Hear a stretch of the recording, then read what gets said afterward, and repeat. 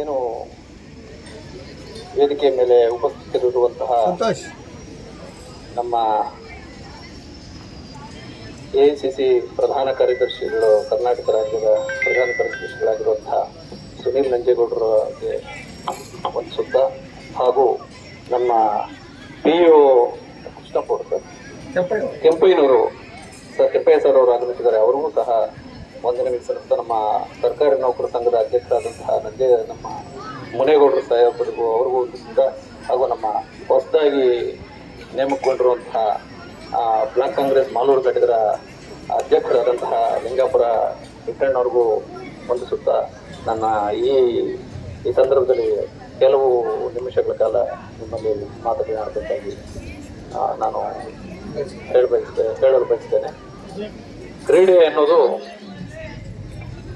ಇವತ್ತಿನ ಮಟ್ಟದಲ್ಲಿ ಅಂತಾರಾಷ್ಟ್ರೀಯ ಮಟ್ಟದ ಒಂದು ಖ್ಯಾತಿಯನ್ನು ತಂದುಕೊಡುವಂತಹ ಒಂದು ವೇದಿಕೆ ಆಗಿದೆ. ದೇಶಾಭಿಮಾನ, ದೇಶಭಕ್ತಿಗೆ ಹೆಸರಾಗಿ ಇವತ್ತಿನ ದಿನದಲ್ಲಿ ನಾವು ಕ್ರೀಡೆಯನ್ನು ನೋಡ್ತಾ ಇದ್ದೀವಿ. ನಮ್ಮ ಕಾಲದಲ್ಲಿ PT ಉಷಾ ಅವರು ಏಷ್ಯನ್ ಕ್ರೀಡೆಗಳೇನೋ ಚಿನ್ನದ ಪದಕ ಅಂತ ಕೊಟ್ಟರು. ಸುಮಾರು 84ರಲ್ಲೋ 86ರಲ್ಲೋ ಒಲಿಂಪಿಕ್ಸ್ ಅಥವಾ ಏಷ್ಯನ್ ಕ್ರೀಡೆನಲ್ಲೂ ಅಂಥ ಒಂದು ದೊಡ್ಡ ಒಂದು ಕ್ರೀಡಾಪಟುಗಳನ್ನೆಲ್ಲ ಕೊಟ್ಟಿರುವಂತಹ ಒಂದು ನಮ್ಮ ದೇಶ ಸ್ವಾಭಿಮಾನವಾಗಿ ನಮ್ಮ ದೇಶನ ಮುನ್ನಡೆಸುವಂತಹ ಒಂದು ಕೆಲಸನ ಕ್ರೀಡೆ ಮಾಡ್ತಾ ಇದೆ. ಇದು ಶುರುವಾಗಿದ್ದು ರೋಮನ್ ಕಾಲದಲ್ಲಿ, ರೋಮನ್ರ ಒಂದು ಕ್ರೀಡಾ ಒಂದು ಕ್ರಾಂತಿನಲ್ಲಿ ಆಯಿತು.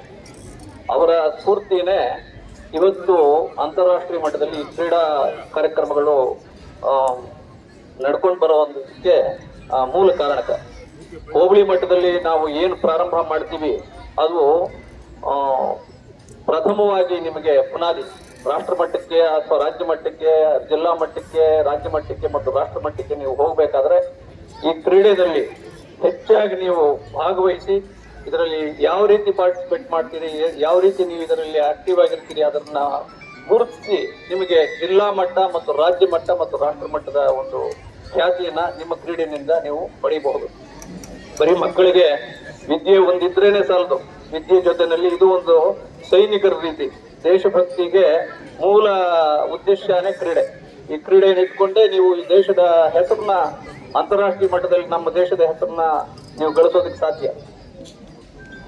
ಇಂಥ ಸಂದರ್ಭದಲ್ಲಿ ನಿಮಗೆಲ್ಲ ಭಗವಂತನ ಒಳ್ಳೇದ್ ಮಾಡ್ಲಿ, ಚೆನ್ನಾಗಿ ನೀವು ಆಟ ಆಡಿ ಸಂತೋಷವಾಗಿರಿ. ಎಲ್ಲ ಅಣ್ಣ ತಮ್ಮಂದ್ರುಗಳೆಲ್ಲ ಇದ್ದೀರಿ, ಯಾವುದೇ ಜಾತಿ ಮತ ಭೇದಗಳಿಲ್ಲದೆ ನಾವೆಲ್ಲ ಇವತ್ತಿನ ದಿನ ದೇಶಾನ ಕಟ್ಟುವಂತಹ ಒಂದು ಕರ್ತವ್ಯ ನಮ್ಮದಾಗಿದೆ.